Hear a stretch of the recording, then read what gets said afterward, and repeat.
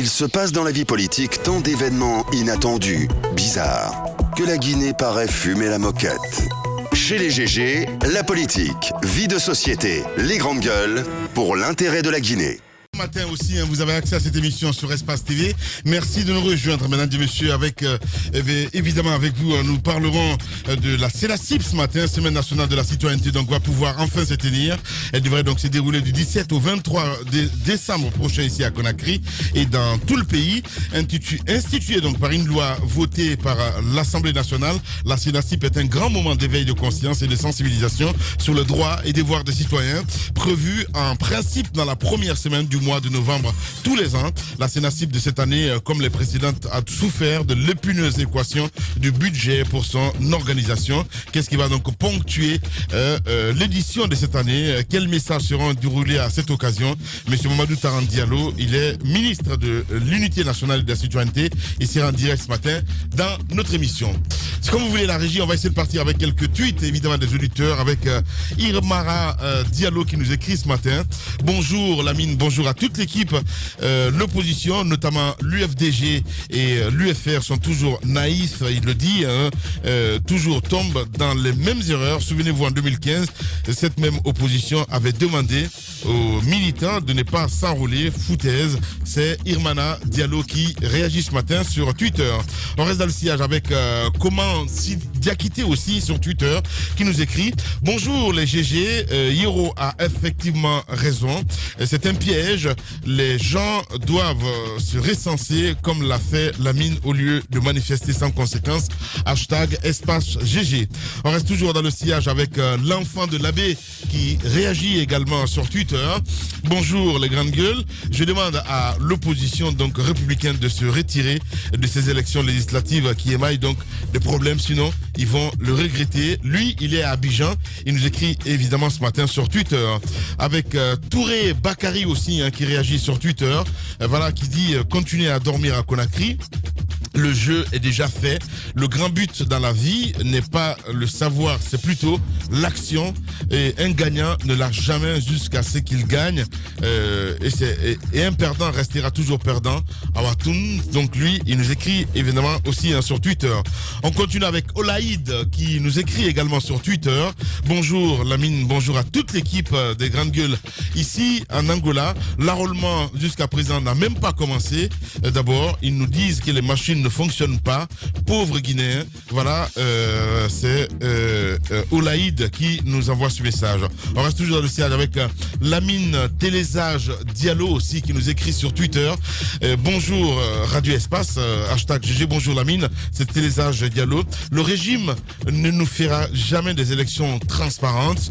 Il est temps pour l'opposition de refuser donc d'aller à cette farce électorale et exiger donc le départ de cette CENI qui risque de conduire le pays dans le chaos. Voilà, c'est un auditeur qui nous envoie ce message. Allez, notre aussi, c'est Lamarana Yemberin Diallo qui, Lamarana aussi, Lamarana Yemberin, voilà, c'est bien cela, qui nous écrit. Bonjour Lamine, bonjour à toute l'équipe. À Antoine, s'il trouve normal l'enrôlement des enfants à Cancan et Farana, il pose la question.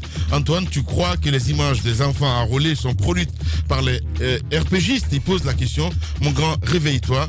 Dr Dieng n'a pas besoin d'être à Yemberin ou à Bouquet pour sensibiliser donc les citoyens à s'enrôler. C'est Lamarana Yemberin évidemment qui nous envoie ce message. Maintenant évidemment nous partons avec quelques messages, les SMS avec cet autre auditeur qui nous écrit du côté de l'Angleterre. Bonjour les grandes gueules. Un enfant électeur est pour une élection, c'est qui est un enfant soldat pour une guerre civile. Malheureusement en Guinée, la CENI est devenue une institution par laquelle on gagne des élections en violant donc de manière flagrante le processus électoral du début à la fin, y compris donc la falsification donc des résultats sortis des urnes. C'est notre ami qui nous envoie ce message du côté de Birmingham. C'est Mamadou Salou Koumba évidemment, MSV. Voilà. Un autre avec Afa Moustapha Kadabi aussi qui nous écrit ce matin. Bonjour Lamine, bonjour à toute l'équipe. Les opposants sont habitués aux salaires et privilèges périmés qu'ils sachent qu'il aura les législatives. Donc sans eux, la loi exige pas leur participation. Alassane Ouattara, Patrick Talon et d'autres présidents ont déjà organisé des élections sans les opposants. Tous ces flous sont créés par l'UFR car ils savent sans l'UFDG, ils peuvent pas avoir 5 députés. Ils sont inquiets et paniqués. C'est Afamou Samaka Djabi qui nous envoie ce message. Vraiment méchant, mon cher Afamou Samaka. Allez, on va aller sur le 657 39 13 13. Beaucoup de réactions ce matin avec les auditeurs. Si le réalisateur le veut bien, voilà, je sais pas, voilà. On y va avec la première capture donc qui nous envoie ce message. Bonjour Ali Konsoba Bari. Bonjour les grandes gueules. La CENI n'a pas mis en place des conseils de quartier 2 ans. Comment ils pourront organiser une autre élection? Donc lui se pose la question. Allez, une autre réaction. Bonjour Lamine, monsieur X. Je voudrais que vous vous intéressiez de l'autre côté de l'Insan, là où la station d'interconnexion, ce que Moussa dit, c'est la même chose qui se passe là-bas. Il n'y a rien de fait de ce côté. C'est un auditeur qui nous envoie ce message. Un autre, bonjour les grandes gueules. C'est Diawara par rapport à l'enrôlement des mineurs. C'est un élève rencontré. Ça fait 2 jours. J'ai rencontré un élève, il veut dire, cela fait 2 jours, qui n'a pas mangé. Son père lui a refusé ce droit et exige donc de s'enrôler. Il a que 16 ans. Voilà. Et cela doit cesser, il dit. Allez, une autre réaction, c'est Konaté le patriote qui nous écrit: bonjour les grandes gueules, nos leaders politiques ne sont pas dignes de confiance parce qu'ils annoncent les anomalies de la CENI dont la pratique s'effectue dans chaque fief. C'est pourquoi il n'y a pas de plainte des uns et des autres. Soyons conformes, soyons réalistes et à nos politiques. Wassalam, donc ce Konaté le patriote qui nous envoie ce message. On a écouté l'enquête de Moussa Moïsi là, mon cher Titi. Non mais c'est une procédure totalement biaisée et qui a été rendue à la fin du compte infructueuse, qui a été annulée après tout ce que les uns et les autres ont fait comme effort. Moussa a quand même mis le doigt dans la plaie à 2 niveaux. Dans un premier temps, c'est cette connivence entre la société tunisienne et c'est l'expert qui a été choisi dans la supervision, dans la commission du marché. La commission donc qui a travaillé pour l'attribution de ce marché, donc entre cette société tunisienne et Sereka. Vous avez vu cette société Sereka aussi qui a des accointances avec Veolia. Donc tout ça ne fait pas assez sérieux. Mais de l'autre côté aussi, c'est le représentant de la Banque mondiale qui a quand même agi de manière à ne pas donner du crédit à ce processus. Donc, c'est pourquoi Moussa a insisté pour demander aux représentants résidents de la Banque mondiale pour qu'ils clarifient un certain nombre de choses dans cet appel d'offres. À la fin, c'est Veolia donc qui décide à travers son administrateur général d'écrire à toutes les sociétés, donc d'annuler toutes les procédures. Alors que de façon normale, de façon régulière, il y a Softnet donc qui est une société de droit burkinabé si je m'abuse, qui a quand même qui avait réussi à s'emparer du deuxième lot. Ouais. Donc cela avait été reconnu par la Direction nationale des marchés publics, mais aussi par l'ARMP, l'autorité de régulation des marchés publics. Je pense que toutes les décisions de l'ARMP doivent s'imposer. Elles ne sont pas susceptibles de contestation ou de remise en question. Ouais. À partir du moment où on est capable donc d'ignorer tout cela et donc de délester la société Softnet donc de ce marché, je pense que là il y a un gros souci. Quand on arrive à la fin, on dit à toutes les sociétés après toute la procédure que le CC annulé, donc toute la procédure est remise à plat. Je pense que ce n'est pas sérieux. Mais ce qui est quand même assez inquiétant, ce qui est grave, que Moussa a révélé, c'est le fait que Etibul, pendant ce temps, Etibul continue de dérouler une partie de ces marchés. Ouais. Donc c'est la question de savoir c'est avec quel financement et l'autre question c'est de savoir est-ce qu'on est en train est-ce qu'on essaie aujourd'hui de rabattre toute la carte pour enfin essayer de faire financer ces 3 lots sur le BND, sur le compte du budget national de développement, ouais. Parce qu'on sait qu'à ce niveau-là, on n'est pas aussi exigeant que lorsqu'il s'agit d'un financement externe. Donc, ce sont des réalités du secteur. Moi, je pense qu'aujourd'hui, il faut un audit. Il a parlé de l'audit qui aurait été demandé par la Banque mondiale. Ouais. Cet audit doit être exigé, doit être fait pour savoir ce qui s'est passé et pourquoi toutes les autres sociétés ont été mises à l'écart. Et ce n'est que ETI donc, qui est en train de travailler aujourd'hui. Tout ça n'est pas assez sérieux. Ouais, quand il y a l'argent, 6 millions de dollars quand même, hein, mon cher Jacques Lewaleno. Oui, c'est intéressant et c'est énorme. Moi, je pense que de toutes les façons, même si la Banque mondiale et n'importe quelle autre institution est derrière un projet, et s'il y a un prêt, il faut dire que l'État guinéen, aujourd'hui ou demain, va rembourser. Et ce qui s'est passé, je pense qu'il y a eu un manque de suivi dès le départ. On s'est dit peut-être que, puisque c'est la Banque mondiale qui est derrière, et souvent on a confiance à ces institutions internationales qui évoluent dans la finance, mais même d'autres institutions qui relèvent par exemple de l'ONU, on pense que tout est transparent à ces niveaux-là. Je ne crois pas, parce que au niveau de ces institutions, ce sont des Africains qui travaillent là-bas. Et donc, nous avons les mêmes comportements, quoi qu'on dise, nous avons les mêmes comportements de corruption d'une certaine façon, qu'on soit au niveau du gouvernement, qu'on soit au niveau des institutions. Ce que j'ai dit, je l'ai appris pour, par exemple, les institutions de l'ONU qui évoluent dans notre pays. Généralement, et c'est le constat de certains observateurs, le gouvernement guinéen n'a pas un droit de regard sur le travail que ces institutions-là abattent sur le terrain. On pense que l'argent que nous recevons, par exemple, de ces institutions, que ce soit l'OPNUD, l'UNFPA ou alors l'UNICEF, que ces montants-là sont des cadeaux. Alors que c'est de l'argent qu'on mobilise à travers le monde pour la Guinée. Et ces institutions s'occupent de la gestion. De manière assez précise, le gouvernement devrait avoir un droit de regard sur le travail qui est fait par ces institutions-là. Je crois que c'est ce qui s'est passé avec ce contrat-ci, parce que c'est vrai, il y a eu cette décision de l'autorité de régulation des marchés publics qui n'a pas été suivie de fait sur le terrain. Pendant ce temps, il y a une société quand même qui continue à travailler. Mais que fait le ministère de l'Énergie en termes de décision, par exemple, pour quand même exiger une lumière sur ce qui a été fait? Il y a une enquête d'un journaliste, donc, de Moussa Moïse, qui essaye de relever quelques incohérences. C'est vrai qu'aujourd'hui, on va demander à la Banque mondiale, la Banque mondiale a déjà fait cette demande de publier l'audit, mais je crois du côté guinéen, il est aussi important qu'on puisse montrer quand même la volonté, qu'on a envie de comprendre ce qui s'est passé et qu'on puisse peut-être donner les informations précises sur le montant qui aide aujourd'hui Etibou à continuer à travailler sur le terrain. Ouais. Allez-y, Madame Yoro. 6 millions de dollars, donc encore des milliards de francs guinéens. Moi, ce qui m'intrigue, c'est le résultat sur le terrain. Ce qui touche la population. Parce qu'aujourd'hui, avec tous ces montants qui ont été engloutis pour obtenir le courant électrique dans le domaine de l'énergie, le président même l'a dit à un moment donné, depuis 2010, vous imaginez combien, on ne sait pas combien on a mis pour obtenir comme on appelle le courant électrique. Mais le résultat, c'est quoi depuis 2010, Lamine? À chaque saison sèche, vous avez des manifestations parce que les gens n'ont pas le courant. Vous avez des manifestations parce qu'il y a des délestages, parce que certains quartiers sont carrément privés de courant électrique. Moi, je me demande pourquoi à chaque fois on fait la même chose. C'est cela la folie.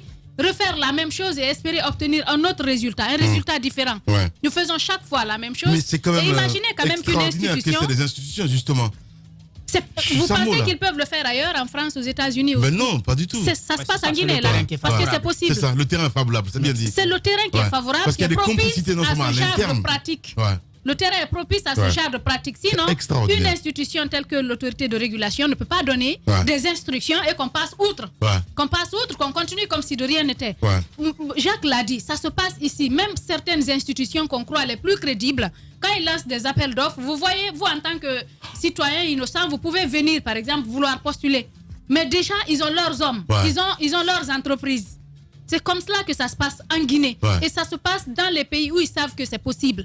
Les gens le font par derrière, ils ont leurs hommes, ils ont leurs institutions, ils ont leurs entreprises qui viennent postuler. Et ce sont ces entreprises, ces hommes, ces institutions-là qui passent. Et c'est ce qui est dommage. Et nous munissons, nous mettons en place des institutions qui ne servent à rien. Parce que sinon, l'autorité ne pouvait pas donner des instructions et qu'on continue. Imaginez, mais si au moins on obtenait un résultat sur le terrain, que les populations puissent en bénéficier, mais cet argent-là va sortir, il va être utilisé. Après, c'est le contribuable qui va rembourser. Ouais. Parce que les gens vont continuer à payer ceux qui n'ont pas consommé. Justement. En ce qui concerne le budget national, je trouve ça ahurissant, quoi. C'est ahurissant qu'il y ait ce montant-là, après qu'on laisse ce montant de côté pour aller puiser dans le BND. Ouais. C'est ce qui est dommage. Ouais. Allez-y, Mohamed Mara. Qu'est-ce qui vous surprend? Allez-y. Qu'est-ce qui vous surprend? Nous sommes d'ailleurs en fin d'année et Lamine, si tu en sais quelque chose, ne le sais pas, nous sommes en fin d'année, si tu ne le sais pas, c'est la période des institutions, justement, c'est la période vraiment propice de redistribuer. C'est tout l'argent qui n'a pas été. Et là, croyez-moi, quand vous prenez même au programme des Nations Unies, c'est comme ça. D'ici jusqu'à Dakar, vous avez des réseaux. Vous verrez des gens qui travaillent dans ces institutions qui sont en réalité cachés derrière des ONG sur place. Et ces mêmes ONG qui vont demander des financements. Et parfois, c'est des ONG qui n'existent même pas en réalité. Ils vous font confectionner des t-shirts et tout, j'en sais quelque chose. Ils vous le proposent. Si vous êtes quelqu'un qui est crédible à leurs yeux, ils sont capables de... Si vous ne prenez pas, Mohamed Mara ne prend pas cette initiative, ils vont vous dire non, monsieur Mara, vous savez, vous avez de l'impact dans ce domaine, vous pouvez créer une ONG et il y a ici des enveloppes. Mais bien sûr, la contrepartie, vous savez comment ça se passe. Et la menace, c'est quoi? Si on ne... Non, pour... Allez, il y en a. Nous, on nous a utilisé, une ONG nous a utilisé qui avait des entrées là-bas, qui s'est servi de nous, mais en fait, une ONG, c'était juste une ONG qui avait des relations mais qui n'étaient pas présentes sur le terrain. Après, on l'a découvert, mais c'est des pratiques qui se font, Lamine, qui existent. Vous êtes sur le terrain, mais vous n'avez pas d'entrée. Il y en a qui ont des entrées qui n'existent pas sur le terrain. C'est comme cela que ça se passe. C'est comme cela. Je vous dis, Lamine, peut-être si tu demandes à mes collègues, je pense que beaucoup ont été approchés à un moment ou à un autre. Les grandes opérations. Ça se passe comme ça. Et d'ailleurs, en parlant d'ONG, demain, certainement, je vais en parler. Il y a des ressortissants d'autres pays actuellement qui créent des ONG de manière totalement fictive en Guinée, qui ramassent de l'argent à l'étranger. Je vise l'ONG d'un certain Dixon, mais demain j'en parlerai ici avec des images à l'appui. Ils sont en train de collecter de l'argent sur la toile du côté de l'Australie actuellement. Et il dit qu'il est en train de créer un foyer pour recevoir des filles victimes d'excision en Guinée. Sauf que ces filles-là, qu'on voit sur ces vidéos et autres, c'est la Sierra Leone. C'est des filles qui parlent anglais. C'est pas quelles sont les petites filles en Guinée qui parlent aussi couramment en anglais. Et le monsieur, la ramification va jusqu'au département. Demain, je viendrai certainement avec des photos qu'on va afficher ici, carrément dans cette émission, parce qu'il va falloir que ça cesse. Il y a des complicités dans nos départements pour couvrir ça. Alors ça, c'était juste la parenthèse. Maintenant, il y a quand même une chose qu'il faille dire. C'est l'irresponsabilité de nos États en Afrique. Vous vous étonnez de voir la Banque mondiale se comporter ainsi. Mais dites-moi, est-ce que la Banque mondiale a été créée pour développer l'Afrique? La Banque mondiale n'a pas été créée pour développer l'Afrique. La Banque mondiale, elle fait plutôt du profit. Il ne faut pas l'oublier. Et à l'intérieur, vous avez des agents, parfois africains, qui savent comment le système fonctionne, qui tirent leur épingle du jeu. Moi, je ne suis pas étonné de ce qui se passe. C'est pour cela qu'à un moment donné, des pays responsables qui ont appris à se gérer comme le Ghana ont dit stop. Stop. Tout ceci arrive parce que nous-mêmes, on n'est pas sérieux. Sinon, comment voulez-vous que l'ARMP, les grands marchés et toutes ces entités qui relèvent directement de la présidence puissent dire nous ne sommes pas d'accord, et puis que la petite EDG et avec ces petits blancs qui étaient venus avec Veolia à l'époque puissent passer outre et faire ce qu'ils veulent? C'est pas à partir du moment où on se rend compte que cette société tunisienne est en réalité une filiale, quoique détournée de Veolia, c'était déjà une occasion pour l'État guinéen de virer déjà Veolia et de poursuivre Veolia. En fait, on a même attendu trop longtemps. On se fout du Guinéen là, en fin de compte. Mais vous savez, vous ne pouvez pas frapper sur Veolia.